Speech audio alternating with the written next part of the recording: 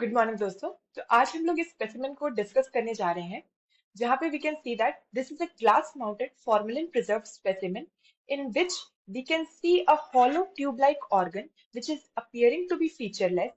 At one border we can see mesentery attached to it, and it is invaginating into another hollow tube like organ in which haustrations are present, indicating that this is an ileum and this is colon, and the ileum is invaginating into the colon. So this is a specimen taken at ileocecal junction showing intersusception.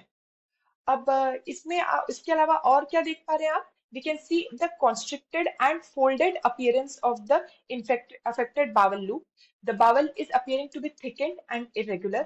There is darkish brownish to blackish discoloration which is indicating towards ischemia or necrosis due to the compromised blood supply. अब इसमें जो colon जो कि receiving colon और caecum है, जो receiving part है उसको हम लोग बोलते हैं इंटरसिसिपियन। वही जो इन्वेजिनेट कर रहा है हमारा, जो कि है हमारा इलियम, उसे हम लोग बोलते हैं इंटरसिसेप्टम। अब इसमें जो हमारा हेड रीजन रहता है, ये मोस्ट कॉमन पार्ट रहता है जो कि इश्कीमिया में जाता है। वहीं जो ये नेक पार्ट रहता है वो नैरोएस्ट पोर्शन होता है इंटरसिसेप्टम का, जो कि आप यहाँ पे हाईलाइट हाईलाइट की हुई है। अब इंटरसेप्शन के स्पेसिमेन को आइडेंटिफाई करने के बाद आपको उसके बारे में सब पता होना चाहिए। इंटरसेप्शन दो टाइप का हो सकता है, प्राइमरी और सेकेंडरी। प्राइमरी जनरली बच्चों में देखने को मिलता है due to hypertrophy of Peyer's patches, ये इलियोकोलिक टाइप का होता है। वहीं सेकेंडरी जो है जनरली अडल्ट में ड्यू टू एनी पॉलिप या फिर कैंसर, जनरली कोलोकोलिक टाइप का होता है due to any pathological lead point. अब बच्चों में कॉजेस में आपको एक इंपॉर्टेंट चीज याद रखनी कि रोटा वायरस वैक्सीन भी कई बार जो है इंटरसेप्शन को कॉज करा सकती है। मिकल्स डायवर्टिकुलम कॉज करा सकता है, कोई भी गैस्ट्रोएंटेराइटिस हो सकता है, तो उसमें पीएस बैचेस का हाइपरट्रॉफी हो जाता है जिसके कारण बच्चों में इंटरसेप्शन बहुत ज्यादा कॉमन होता है। और मोस्ट कॉमन कॉज तो भाई इडियोपैथिक ही रहता है, जो हमें नहीं समझ आया इडियोपैथिक।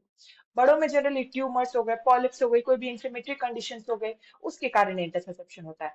अब क्योंकि जो है इंटरसेप्शन बच्चों में ज्यादा कॉमन है, तो उसका हम क्या बच्चे क्या क्लिनिकल फीचर लेके आएंगे? बच्चा ज्यादा से ज्यादा रोएगा और वो अपना क्या पाँव को फोल्ड करके चेस्ट रीजन के अंदर बहुत ज्यादा रोता है। और जब इंटरसेप्टम बीच बीच में बाहर आ जाता है तो उस टाइम पे वो नॉर्मल भी रह सकता है।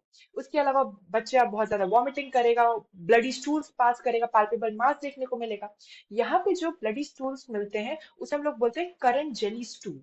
अब इंपॉर्टेंट चीज यहाँ पे याद है, करंट जेली स्पूटम हमें क्लेप्सुलम निमोनिया में देखने को मिलता है।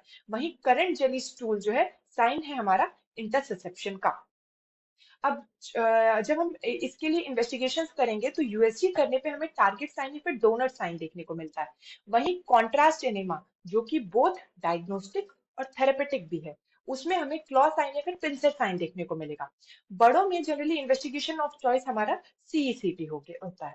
अब इसके बाद ट्रीटमेंट की बात करें तो मैंने पहले ही बता दिया था कि कॉन्ट्रास्ट एनीमा जो है हमारा बोथ डायग्नोस्टिक और थेरेपेटिक होता है, तो 90% केसेस में इसके थ्रू ठीक हो जाता है। लेकिन अगर एनीमा के बावजूद इंटरसेप्शन ठीक नहीं हो रहा है, तब फिर हम क्या करते हैं? Manual reduction. और इसमें ध्यान हमेशा रखना है कि वो जो इंटरसेप्टम है वो हमेशा पुश होता है, कभी भी पुल नहीं किया जाता।